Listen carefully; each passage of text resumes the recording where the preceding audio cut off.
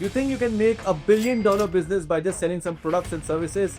I don't think so. To make $1 billion businesses, you need different strategies, and in this video, I'm exactly going to show you what that powerful strategy is.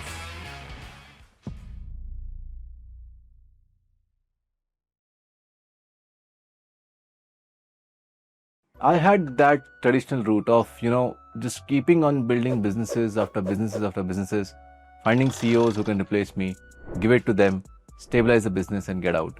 And that's what I did in the start. I started IC, I ran it for the most amount of time. Then I started backing closers. I got Vaishali. I gave the company to her. That company did good in revenue and profits every month. I think highest we touched was 48 lakhs in a month. With 50%, 40% profits. We had multiple ventures after ventures after ventures, and I kept on delegating to other people. I am a grower. I used to grow the company, lead it to a point and give it to someone else. That's what I used to do. But then I got into this problem of hit rate problem, which is not every company became successful, right? There were a lot of ideas that we launched that did not work out. There was a platform called Boomoo, which did not work out. There was a WhatsApp software, I think it was WhatsApp or something like that. I don't remember even the name. That failed out. We have bookmymeetings.com. That did not work out. There were a lot of companies that did not work out. So it was a hit rate problem that I came into, which is that some companies didn't work out, and it's fine. You fail at some companies, you make money in some companies, and that's how it works. But that hit rate problem was causing effort in my brain. I'm like, why do we fail? Because 6 months, 10 months of effort is like waste. And I'm not putting full effort into it. I know that, but it's like, shit, we wasted some time. We would have put that into our business and grown it much more. And as a founder, it was becoming difficult for me to run too many companies at once. Though I was delegating them at the highest level, but it was becoming difficult for me day by day to manage all of them one by one.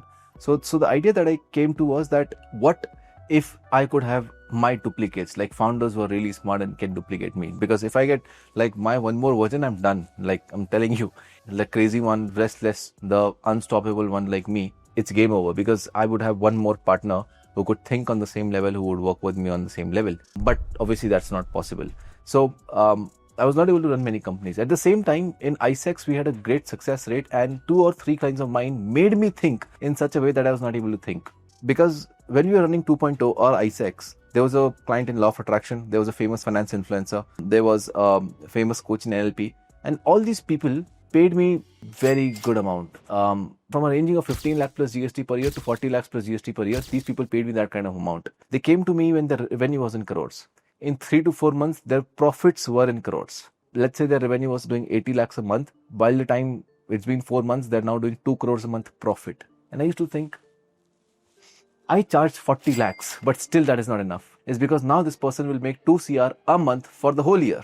And let's say he does not do that. He makes average 1 CR a year. That's 12 CR in a year. I take 10% of that. That's still 1.2 CR. I still charged 40 lakhs, which is 3 times less. And I was like, but I can't increase my price more from there. I can, but then I'll limit the market so small that it does not work out for me. And that's when I was like in this total confusion. And then I got this brilliant idea. And that brilliant idea was after me reading something, which is that the Fortune 500 companies, the people in the top of the Forbes list, became rich by selling products and services, but did not become wealthy by selling products and services. And in this video, we're going to decode what did they do. And after finding my way down there, I found that what they did was acquisitions. That means they acquired a whole business rather than just a small part of it. They're not doing any more affiliate deals or joint ventures. They literally acquired the whole business or a good stake in that business, because then the moment they acquire the business, they get their not only customers, they get their clients, they get their team members, they get their investors, they get the strategy, they get the brand, they get everything with it. And once the business is yours, you can indulge it into your ecosystem to make it really big. So think it like this. Let's say my whole community in total is making 200 crores. Example, a year, right? Let's say everyone is running ads, doing all of these things. But whenever someone becomes a client of ours, imagine if we could have a payment processor that charges 2% on revenue, not more, not less, 2% on revenue that Razorpay does. And imagine we had a payment processor that could charge 3%, right? Let's say we give 2% here and there and we are left with 1% for our profits, right? If I would have that kind of a machine for myself, which is a payment processor that can charge 1% on our all customers. The moment the client onboarded, we make them sign up for the payment processor, and now we get 1% the moment they make money. If my community is doing 200 crores a year, I make 2 crores a year profit just from one part. That means if I invest in a company that can give me that kind of a deal, I would do that. And that's what I did with Riggy. I don't know if you know about it. Riggy is technically a payment processor for content creators. I am a big investor in it. I have invested, I think, more than 2 CR, and I have a good stake in Riggy. So a lot of our customers are on Riggy. So when they make money, I make a small percentage at no cost to them. Because I'm an investor, I can get that kind of a deal. So, I add something into my ecosystem, but I paid 1.52 CR for it. I know what I'm paying for, because now for lifetime, whatever the customer makes, I'm making more money on that. And that's when I understood that when you combine all these businesses together, you acquire a stake or the whole company, and you put that into your ecosystem becomes so big that no matter what is happening, but you are making money every single day. And while this was happening, I had a word with one of legendary founders. I feel so. He's not that famous, but a legendary founder. And he said this line and I was like amazed. And he said, you make money when transactions happen in the business. I'm like, yeah. And then he ended the quote by saying, we make money when there's transactions of the business. And I was like, what? What he meant to say is, the real money that you make is not when there's transaction inside the business where you're selling, you're buying, you're having expenses, revenue, blah, blah, blah. The real money, the real wealth, the one-time short money is made when you do transaction of the business. That means you sell a stake or the whole business to someone else. And he said to me that, bro, what I do? I don't try to make too much big of a business. I open these 2C brands. I have a lot of investors who trust me, and I've built that reputation over years. I get them to a revenue of 5 crores, 6 crores a year, but I hyperscale them. Like I open it and in 4 months we have done 3 crores, like something like this. I do that. I show to them that there's enough traction. I think you can put this in your portfolio. And those big investors have a KPI of spending 800 crores to acquire D2C brands. And I just ask for 2.5 CR, 3 CR, and I sell the business off. Like that's it. And I do that 2 times a year. I was like, wow. That's so smart. And the founder is very young, like he's 24, 25. And then he told me that, bro, if you start making money, when the transaction happens off the business, you'll be really rich, but in the long term. And that's when I understood it's all the long term game. So there are 2 kinds of money you can make. There's one quick and easy money, and there's one long and hard money. So the quick and easy money is short, it's less. You might feel it's a lot, but it's temporary, right? It's not quite a lot because you need to do it again and again to sum up it. Or the second money you make is long and big, which is you wait for 4 years, but then you make so much money at once that's all worth it. If you show revenue, people will ask how much, and it will never be enough. The company that was the 100Xer, the 1000Xer becomes the 2X dog. But if you have no revenue, you can say you're pre-revenue. You're a potential pure play. It's not about how much you earn, it's about what you're worth. And who's worth the most? Companies that lose money. Pinterest, Snapchat, no revenue.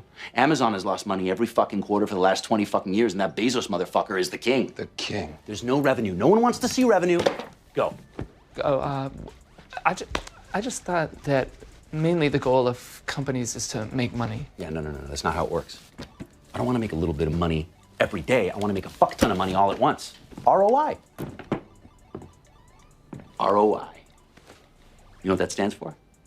Return on investment. Nope. Radio on internet. And the moment all this happened, I'm like, how do we do this? How do we find a company, acquire it? What are the legal papers? What up and downs do we go through? How do we negotiate the deal? How I know that I'm paying to the right person and how much to pay and how much to take? I had all these questions, and then I dive deep in, really in to find those answers. I read books, I went through courses, I went through videos, whatnot. I would have, made 25 new friends just to know this better because they are doing it from past 5 years, 10 years. So then I got all of that, and then I made my own model. So in this video, I'll help you understand how do we acquire, what do we look for, how do we structure the deal and all the things. And if you find value, you can obviously share with someone or do it yourself as well. So the first thing is, how do we acquire? Now, I am looking for founders who are having that caliber to grow on their own and bet on themselves. So when someone comes to us and be like, humko acquire kar lo, we are totally against that, and it's a instant turn off for us. And the simple reason for that is, when someone is coming to us and be like, oh, just take my equity away and help me grow, that person is having a short-term thinking is not having a big vision for himself, because we craft the vision then to tell him that how much his equity is worth. And thirdly, that person is not understanding that if he cannot grow the company alone, then no kind of support can grow his company. So I got a lot of calls, be like, Himanshu, I know that you have started to take my. I'm like, no, we can't do that. We want to pinpoint businesses that we like, wow, what a model, what a founder. And then we pinpoint it, and then we try to take equity in that, because that works the best for us and them as well, because now we have an inherent interest of growing their company. So I want founders who bet on themselves. So basically what I did was, I know that the best way to see someone is betting them or not is either they have left the job, which is big bet, or either they have paid huge money to start the business. So I went to my list, which is ICEX. So I had the program ICEX, which is 1.5 lakh rupees. And if people are paying that kind of money, that means they're serious for it. So I went to that list. Out of 1,800 people, you know how many selected? 1,800. 3. It is 0.3% of people that I found valuable enough that I can acquire them. See, you need to understand that if you don't feel your business is the next multi-million dollar thing, I'm not saying even a billion, a multi-million dollar thing, you're not going to build a business like that, because wealth is nothing but a product of man's ability to think. If you can't think on that level, I can't help you think. That's it. Like, you need to be that person who can make that company so big that I want to be a part of it and make it even bigger. Because my job is to just reduce the time, not make it bigger. So if you want to make $1 million business, you'll make in 12 months. I can help you make in 3 months. But I can help you make $1 million business only because that's what you think should be the value of that business. So the founder who's coming to us needs to be like that. And similarly, if you are acquiring businesses, look for founders whom you can bet on, because you will not be paid on the first day. This is not a conversion rate game that, oh, I sold in the webinar a course or a coaching program and now I'm paid, I'm done. No, you're paid when they actually succeed. So your money will only come when they succeed, not before that. So I basically went to my ICEX list, saw the ones who were growing with their brain. Obviously, the ICEX support and the course content was there, but saw the ones who were going with their brain. I liked how passionate they were. They were trying to solve a real problem. They were just not here to make a quick buck. They were trying to create a new market for themselves and, understand all these things in detail. And then there was a long evaluation time that we took. And out of 1,800 businesses, we took out 3 businesses. And to sum up, there were 3 things that I was seeing in the founder. Number 1, caliber. Because I'm not betting on the company. The company is so small, like doing 2 lakhs a month, 3 lakhs a month, 4 lakhs a month. It's so small that we cannot bet on the business model because we don't know it work or not. What I was betting on is founder. Is the founder someone who will find a way out of it? Number 2 was product obsession, not marketing or sales obsession, because I see a lot of coaches or service businesses are obsessed on how can I get more clients. I don't want that because that's my job. I know how to do it in the best way possible. I want a person who was obsessed with the product, trying to make it the best of the best of the best possible. And is your referral rate really good? Is your refund rate really less? Is your retention rate through the roof? Is your completion rate through the roof? Is your success rate through the roof? And out of 1,800 businesses that we were trying to evaluate, most of them did not even knew this metric exists. Imagine that for a second. There's product option is technically 0 according to me. So we are trying to find that kind of a founder. And the third thing is sales skills. If I make the process, can the person sell? And not just sell to customers and clients, but sell the team on the vision. Sell the investors on the vision. Sell me on why should I be on the table. Sell everyone else, not just products or services, but ideas and visions and the plan, the strategy, everything. I just look for that kind of sales skill in a person. And there are multiple other things we also look at, like micromanagement in the founder, like teamwork, like attention to detail. There are all multiple things. Let me know if you want a separate video on the skills of founder, I'll make that. But there are a lot of things that we see in a founder. And once we have done that, then we come to the structuring of the deal part. So here's how we structure the deal. There are 2 parts of this. The first is the 3-month marination process. And the second is the roll down process. The marination process is all about, we get on table with the founder. The founder wants us, we want him. Done.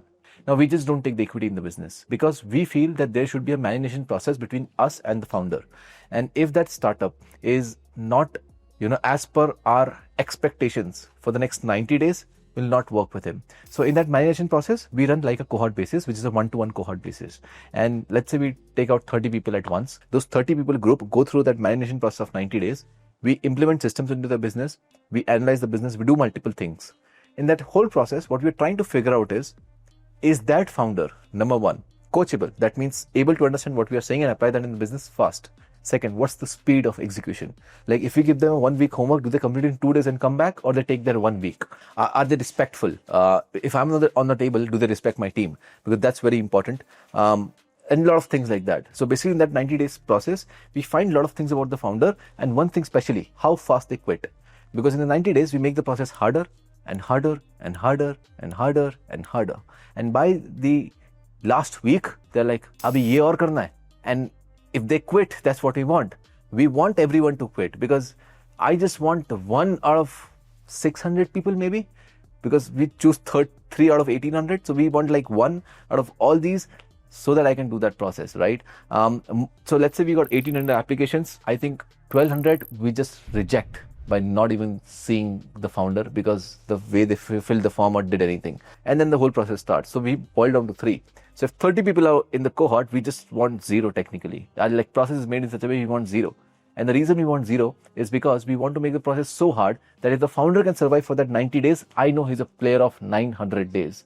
Because I'm not looking for that 90-day period game. I'm looking for a 900 or a 9,000-day game. Is there a founder who can play that 9,000-day game with us? Because if he can play that, bro, we are having a monopoly in one more market. And that's what I want at the end. And once that 3-month cohort happens, let's say out of 100, we found 1. Now with that 1, we do the final push down, which is now we do the final legal papers and everything to get the equity, to get the royalty, to get this and that, and the formats and the legal part, the finance part, the accounting team sitting, the due diligence, like what the numbers they told us, are the actual numbers or not. So we go through their bank accounts. We see, are there any unethical practices? All these things then happen. And then we finally know, oh, this is good. We can move forward. And then we move forward with the founder. So I'll just tell you one of the results one of our startups has made. And I'll give you a very basic example so that most of you can understand. So I hope everyone understands a performance marketing agency, which is basically an agency that run ads for other people. They do performance marketing for other people. So we acquired this company called Brelex Media. When it came to us, it was at 3-4 lakhs a month. In a very short period of time, we scaled it to 45 lakhs a month revenue. The founder is 20 years old, obsessed with his service, has the sales skills that I wanted, like tick mark to everything. The company fundamentals did all the tick marks. Their retention is 10 months on average, which is crazy good for a media buying company, especially in a market which is really small as an industry, because the whole coaching industry is $5 to $6 billion. He's running their company from past 3 years, and from 3 lakhs went to 45 lakhs with 40% profits. The scaling part was fun. He has also opened a e-com vertical, which has already reached, I think, 5.5 lakhs a month in 1 month. They have recently onboarded an investor, which we helped to get them, which was at 2 CR, 5% dilution, which raises the company's valuation to 40 crores. That means today, now Akhil sells his company in the market, it would be valued at 40 crores as per the ROIC framework. Yeah, that's it. Like this all happened in what, 6 months? But that was fun, right? And that's what we are known for, hyperscaling. And Akhil has just crossed the POC stage. So we have got his company valued at 40 CR. According to mid-scale, according to us, it's just proof of concept. Because the scaling is left. Because as per scale, what we calculated, we can go 2.5 crores a month with the same profit percentage. So, that's how we like to work. That's how the whole business works around. And that one startup just creates wealth for everyone. The investors, me, Akhil himself, the team members, and we hyperscale it, and we try to become a monopoly in one more market. That's how it happens. And by the way, if you're trying to run your ads as a coach, I would recommend Brelex. The link in descriptions, you can fill the form of them. Now I know what a lot of you were thinking, Himanshu, if I want to apply for O8, the company is called Originates, how do I do that? I'll put a form in the description. Most probably you'll not get a reply because we eliminate 99% or 99.99% people just from the form itself. We just want to be honest in that. Don't try to fake the numbers up, or else we'll disqualify you after the call. Just be ethical in this, and I'll put that in the description. Now let's come to the learnings I've gained while this whole process I've been doing for the past 9-10 months. And these are some immense good learnings, and I will be sharing them. Take notes. Number 1, you need to make money fast to start playing the long-term game. Most of us cannot play the long-term game is because we need to pay our next month rent and have the salaries of next 3 months for our employees and have food on the table at least, right? That's when we can think for 10 years. On the first day, you cannot think for 10 years. So this whole concept is nothing but called as venture studios. It's relatively new in India. Especially for service businesses. You might be thinking, Himanshu, how do I do this for myself? I don't have a list of 1800 people who are my clients already, and I don't have cash reserve like you and all of this. But this video talks about how I can also acquire. So I'm going to tell you that now. And I know I'm going to get copied for it, but it's fine. चलो भाई, लो जरा हथियार दो हमारे, कागज pen.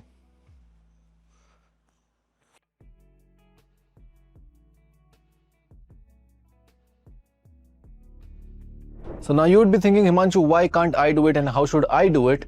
I don't have that kind of a list, that kind of money, that kind of contacts. How should I do it? Well, you can do it as well, but there are three problems in front of you. The number one problem that you will go through is something called as mindset. That means you actually don't have that mindset. I'll go deeper into this because you don't know what you don't know, as simple as that. The second thing is basically you don't know where to find these businesses because it's not easy to find those businesses. And why would someone give equity in their business to you? As simple as that. And number three is how do you structure the deal? Because if you don't have any money, you need to structure a deal in a way where you can acquire a business without any money. I've done that. So in total 16 startups, I think 4 we have done without money, which is no money upfront, but other things. But the structuring of deal was very different. It is better that you give money away because a lot of stress goes away. But sometimes you need to structure a deal as per the founder, as per the company, and mitigate your risk, hedge your risk accordingly. So the last point that comes is structure. So we'll go into all of them one by one and understand what is the point. Now the first thing that I said about is mindset, right? Now when I talk about mindset, there are multiple things in this, but let me start with the first one. Number one, your success rate needs to be high because when you're acquiring someone, they would simply ask, what's your track record? And if you say, I maybe have helped some, it does not work like that, right? You're on a serious game now. So your success rate matters the most, and 99% people who even claim they're really gurus just get out of here because they can't really boil that number down to get someone on the table because they have data to prove it down. The number two part is you don't know what you don't know. And you can't help it. So you need to read books. You need to read courses that you have not gone through. You need to maybe go through every video of Y Combinator, Stanford University, pick up McKinsey books, pick up stakeholder letters, like things that you have not even heard of. You need to pick those up and start reading them because you need to have that knowledge before playing on that level field. If you don't do that, you would stuck in a situation which is not very likely in your favor. And down the line, you would lead to a position which is not so much in favor of yours. Number three, patience. Most of you want to make money fast, right? So you go on a sales call, you're like, why is the person not paying a sales call?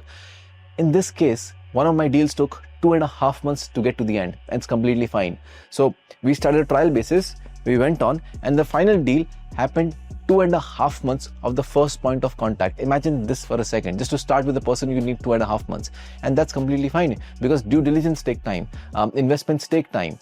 People who are making decisions have a lot of people that they collaborate with in order to take a decision, which takes time. So you need to have that patience and long-term thinking. You can't just play, oh, in 6 months, I'll build a good company. This company is not built like that. If you're playing the acquisition game, you can't do it like this. I remember when I invested in Rigi, it took us, I think, 2 months or 3 months to send the check of 1.5-2 crores to them because it takes time. There's due diligence, there are papers, there are term sheets, there are things you need to sign, there are things you consult lawyer for, CA for, then there are bank holidays that you can't do anything about. So there's multiple process that happens, and then the money is transferred or wired, and then the final investment is done. Number third point is cash reserves. You don't have the money to invest, as simple as that. Now, cash reserve is only not for investment, but for your team. Because let's say you acquired someone at zero money down the line. But what about your team? Because your team will help them, right? So you need to pay salaries. And this team cannot be a normal team. What I want you to do is basically find the monopoly in your market. So let's say whatever company you are, just find a monopoly in your market, right? Who is the number one leader in your market? Now go to their website and go to their team page. On that team page, you will see their whole team. Compare that with yours, and you would get a reality check in life that the players you are playing with are not even qualified to beat 1% of that team combined all, and you're trying to beat them in their game. Not a good idea. And that's why you need to have an excellent team, and that excellent team costs money, and that's why you need cash reserves for that, right? So this is not a play that you can do just like that. Yes, you alone are very skilled and you want to play this game, fine. But you would need a team because when you are acquiring a business, a stake in a business, and you're going in that business, you need a team with you to play out with you. Next point, you need to be a brand. Now, what is a brand? A brand is something that has reputation, right? Reputation compounds with time, we know that. Now, When I'm talking about a brand, basically is your name a solution to something? If it is, you'll always get inbound people who want to get acquired by you, and they'll keep on talking about, hey, how can we partner? How can we talk about this? How can we bring together?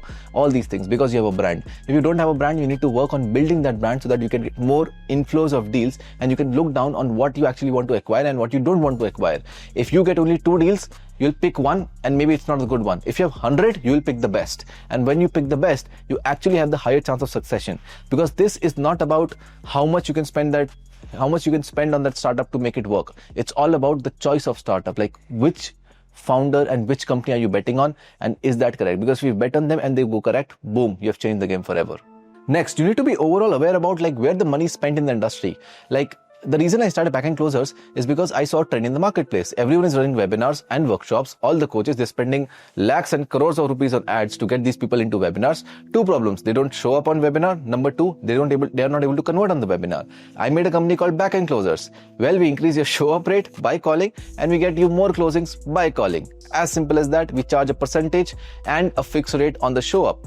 That's it.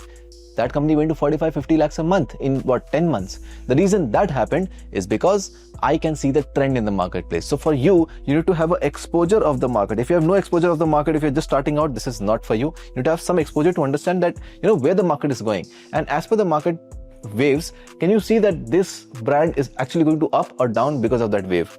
Next, asymmetries. How many asymmetries you have with yourself? What does that mean? I have a contact of investors, right? Investors who love me, who trust me, because I've made them money in the past. Number 2, team, right? What asymmetric things you have? Number 3, I have a lot of softwares that I've bought. So technically, when we acquire a startup, they don't need to pay for Zoom, they don't need to pay for CRMs, they don't need to pay for email marketing, nothing. So their expense on software side goes zero. Why? Because we already have that. Like, we have lifetime deals of everything. So like, use it, because we don't use it anymore. We don't do webinars. And boom, the software expense of that company goes zero. So let's say at average, it's 10% in a company, it's now zero. And that's why they're like, wow. So we're making 10% extra profits just because they partner with us. And that's an asymmetry I have. You can also have multiple asymmetries for yourself. And then the last number I look at is past gurus. And I see it as body counts. If someone had a lot of gurus or mentors in their life in the same domain, let's say in the business of domain, you had this one mentor and the second mentor and the third mentor and the fourth mentor, and you're just 25, it's just like body count to me. And I go like, to just absorb from a mentor all the frameworks that they think of takes years. And you just change mentor after mentor after mentor after mentor. Either don't say that word, and if you're saying that word, I just see that people just learn from everyone. And that's, I think, the most flawed philosophy. I don't do that. I maybe have 2 people in my life that I continuously learn from. I don't just pick someone and be like, oh, now he's my mentor because he's getting famous. That's so stupid and cliche. You just need to pick people, be like, yeah, this person is something I want to become like. I'll pick you. And maybe I don't have access of yours. I'll just watch videos of yours. Or maybe I'll just watch tweets of yours. Or maybe I'll just read books of yours. But I commit that this person is someone whom I want to learn from, because this person is 100 steps ahead of me and can teach me what I want to learn.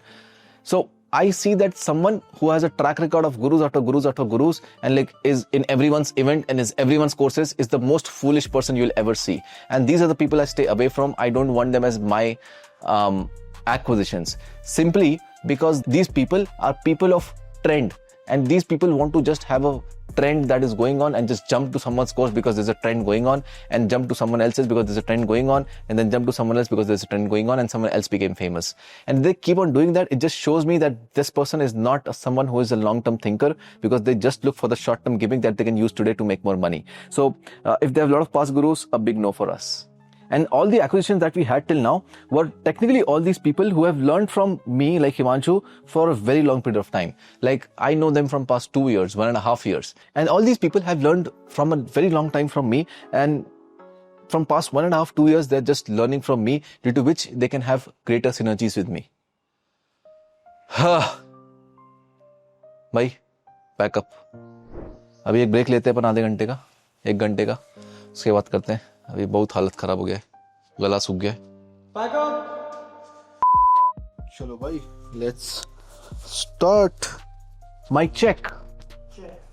Done. Next point, you don't know what you don't know. And here's the thing, your guru doesn't know about this as well. That's why they don't teach you. They teach you about the marketing, the funnel, the sales, the ads part, but they don't know the overarching level of the business and they never teach it because they're not good themselves. So in this area of what you don't know, we have multiple things. The first is the finance and legal departments. Now I have two things for this, right? The number one part I have is the fastest way to destroy a company in a month is to finance and legal departments. That's it.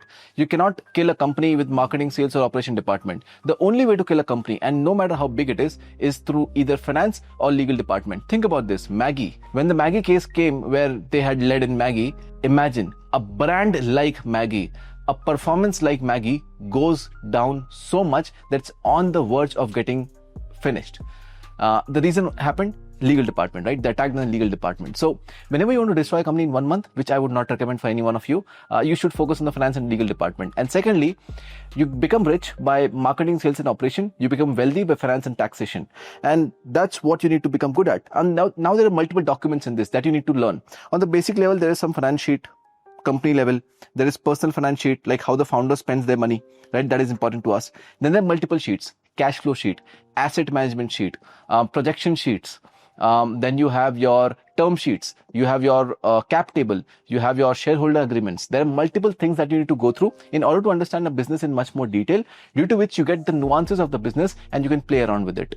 And if you want a separate video on like all these sheets and everything, I'll make it. Just let me know in the comments. Number two, if you think there are not people ready, then let me tell you, there are at least 10 times more people ready to sell or buy a business than you think. The only problem is you have not been in that market. That's why you don't know how much lucrative it is or how many people are over there. And you might think that, who is there to, sell their business or give equity in their business? A lot of people, believe me. But it's just that you're not in that market. That's why you're not aware about it. The more you enter, the more you understand about it. Next, simplicity. That means the business should be so simple to explain that you can explain to a 5-year-old. If you can't explain it to your grandma or 5-year-old, the business is too complex already. If someone says, oh, we are using next generative AI to solve global warming with the help of blockchain, web, just run away, because they don't know what they're doing. If they can explain the business in simple terms, like you can explain it to your grandma, it's as simple as that. I do one of the most complex things, which is acquisitions. It's difficult to explain because the model may depend from person to person, but I simply make it understand to everyone. And that's how the business should be. Like, can you make it explain in such a way that you can explain it to your grandma? If you can do that, the business is on point. Now, the next thing you need to crack is where to buy these businesses. Like, is there a platform? Is there a private WhatsApp group? Or is this business found on LinkedIn? Or is there a private Excel sheet that you don't have access to? Well, there are multiple layers to this. But the first layer is turning cost into profits. What do I mean by this? Well, you can turn your cost into profits and acquire those businesses already. I'll give you a very simple example.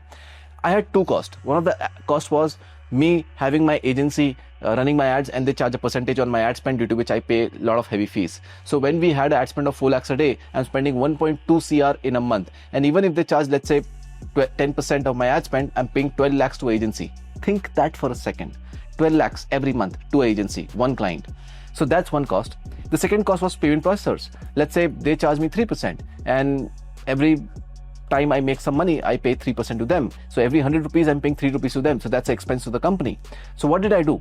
I basically just acquired those people who were a cost to me. So I went to my agency and be like, which was Brelex, by the way. I went to that agency and be like, Akhil, you are charging me this much percentage. I'm okay with that, but I have a better deal for you. He's like, what?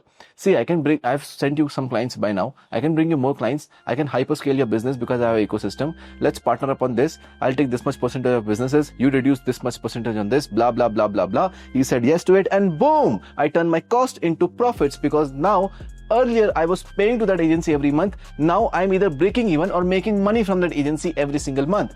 Second, Riggy. I invested into Riggy as a platform, and I invested a huge sum of money, like 1.52 CR into Riggy. And the moment I do that, I turn my cost into profits, because now if I make more money, it's contributing to the volume of Riggy, which is increasing the valuation of Riggy, which is doubling my money as well. So the whole point is, how can you turn cost into profits? And the moment you do that, you make a stronger ecosystem for yourself. Number two, Start telling the world, yaar. If you don't tell the world like you are acquiring businesses, why would the world come to you? The reason I'm now making YouTube videos and not did for the past 4 years of my life is because now it's the right time. I know that I have the cushion and the money to spend on this content and not care about it, even if it doesn't get views, number one. Number two, this kind of content will be watched by a person who is intellectually that much smart that he can understand this content, because most of us just want to consume motivational ChatGPT crap that I'm not telling about. So the people who are watching this type of content and actually focusing enough for 1 hour long to watch these kind of videos are actually smart.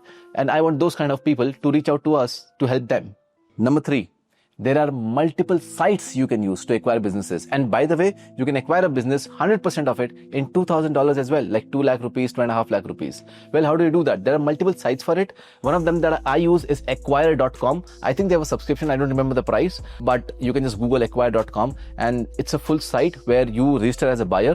And then you get all the startups, like what are they SaaS, are they service, are they retail, how much revenue are they doing, how much profit are they doing, how many customers they have, how long they have been doing the business, how much can you acquire them for. And then there's a button over there which is seek to inquire. You click on that, you inquire, you talk to the founder. If you feel like you acquire that company, if you don't feel like, you don't acquire the company. But at least you have now a platform where you can search for businesses and at least become good. Because let's say there's something written over there, ARR. What's the meaning of that? Let's say you don't know. Google it. You'll at least become smarter by going on these sites compared to going on random sites that you always go to. The last one I'm not a very big fan of, but it's called networking events. You should go to these events, and there's a very big trend in US right now, because think about this. There's a guy who's turning 60 years old. He had a failed marriage. His kids don't want to do that business anymore. And now he has a business that makes $1 million a year, but he does not know what to do about it. He does not have the energy to move it and to grow it anymore. He wants someone young to work on it and make it even bigger. So what would that guy do? And here you come and you're like, hey boss, I have this track record. I want to take your business. I don't have money right now. I'll take 20% stake. We'll do it for 3 months to try. If that works out, we'll scale from there. Now I think that old guy, from 100 out of 100, one would accept your proposal. And once you get that proposal accepted, it's 20% is 200K, which is 2 crores. Not a joke. So that's what you can do. If you're in networking events, if you like networking, go to those events, find those people, find old uncles who want to sell their businesses, and because they don't have any more energy, and that's the fastest way to get your first business. Fifth one, my favorite strategy, which is test and acquire. And this strategy is about how do you test, like what is working, and then acquire them. I'll tell you what we do. I create a budget of 3 lakhs a month, 30,000 rupees each funnel. 10 funnels divided is 30,000 to 10, 3 lakh rupees. So that's my budget to test every single month. And then we try to figure out new niches, like how to stop alcohol, or AI agents, or like how to cure your back pain, like random things that we feel are big markets for. And then we run faceless ads to a free webinar, right? What I want to check is, what is my CPL? I have a KPI in my mind that I'll not tell you. Obviously, you need to do your own testing. If it meets that KPI, we are going to find a business in that particular domain and acquire them as fast as possible, because we know we can scale and the funnel is working out. Let's say that random number is 50 rupees CPL. If I get a 50 rupees CPL, I'm happy. I know that I can make it work. So what I do, I make a landing page, faceless. I make ads, image ads, faceless. I make a WhatsApp group so that people can enter the WhatsApp group. We try to make it look like a webinar. Ads run. People go on landing page, register for it, go to a WhatsApp group. We try to track all the numbers, landing page conversion rate, CPA, CTR, how many WhatsApp joinee rate, everything. And then at the end of the webinar, we simply say, sorry, there was a technical glitch, we can't do the webinar. We never do the webinar. And it was free webinar, so we did not took anything from anyone. But with this test, what we're able to find is which is a winning funnel. And out of 10, I get 1. And the moment I get that 1, boom, I know what to do. Let's say I get back pain that worked. You know what I'll do? I'll literally go on the internet and find everyone who's into the back pain niche. And I'll find a person who meets my criteria of founders, and I'll acquire them as soon as possible. And I'll put money and everything in possible to get that startup ahead, because I know that funnel is working. And what I'll do, the moment I acquire them, boom, install the funnel and scale them through heights. And they're like, wow, what just happened? They were just in a good market at the right time. Worked out. And we scale them. That's how it happens. And once we have started to scale them, then the long-term planning comes with that, like how we are going to make this in a proper company that helps other people solve a particular problem. And we just keep on expanding over it. The next part is structuring of the deal. There are 3 parts of it: basic, intermediate, advanced. Basic is very simple. You become affiliate to someone else. It's kind of same as taking the business, but you're only taking money on the effort you have put on the clients you have sent. Let's say there's an agency that charges 1 lakh a month. I send 5 clients to them and I get 20% on each client. So how much I make? I make 1 lakh a month without doing anything, because the operation the agency will take care of, and I become affiliate of them. As simple as that's the basic level that you can start with. The second is the intermediate level. Intermediate level is deal sourcing. Well, let's say I have a company O8. We acquire startups, we fund startups. There are multiple companies like us. You become a deal sourcer and you come to us and be like, hey, I have 100, 200 startups that I know that have potential. I can pitch your thing to them. If I find them good, I'll send it to you. If you find them good, take them on. And if you take them on, give me a percentage. So let's say I acquire a startup which was at 10 lakhs a month. You send that startup. I acquired it at 10 lakhs a month. Now it is doing 1 CR a month. 50% profits, let's say it's same. So they're doing 50 lakhs a month profit. So went from 5 lakhs of profit to 50 lakhs of profit. And let's say I have 20% of the business. So at that time I was making 1 lakh a month. Now I'm making 10 lakhs a month on that business. And let's say and in that deal, you got 10% out of it. So I'm making 10 lakhs, out of that you got 10%. So now you're getting 1 lakh a month from me because you referred a startup. As simple as that. And the last is the advanced level, in which you need to know legal, finance, have team and all of that, which I am into right now, which is actually taking a stake in the business on papers and growing them and making money because they grow. I know it's hard. It's hard for me to explain. I can understand what it is for you to be on the other side of the screen and just consume it and be like, wow, that's overwhelming. It is overwhelming. I know it's hard. Maybe some words went above your head. You did not understand them, but it's completely fine. It's fine that you just tried to consume it. You are able to focus for 1 hour or whatever that video is and understand whatever I said, because that shows one level of focus and one level of persistence to just watch something of this kind and understand it as much as you can. I know it's hard. It's completely okay if you did not understand some parts, but you just need to be at the game. I was just like you, a normal kid who did not understand all these terms and was doing a normal work as everyone does. And everyone starts from there. You are too starting from there only. The only difference is I picked one thing, mastered it to a level so that I can unlock huge wealth and then built everything around it. It's just that you think you have a lot of time. I feel we don't have much time left. In that case, what you need to do is you need to pick one thing as soon as possible. Keep on mastering it. Do not leave it at all cost. And don't be that guy who's still at 50, working his ass off to pay his EMIs. Don't be that guy, and best of luck. I hope this video was valuable. You got a lot of value from this. If you got, share it with your friend who you think is going to be the next multimillionaire who's going to acquire a lot of businesses. And if you found value in this, do comment what was your favorite part and do comment what next videos I should make. Thank you for watching this. I'll see you in the next one.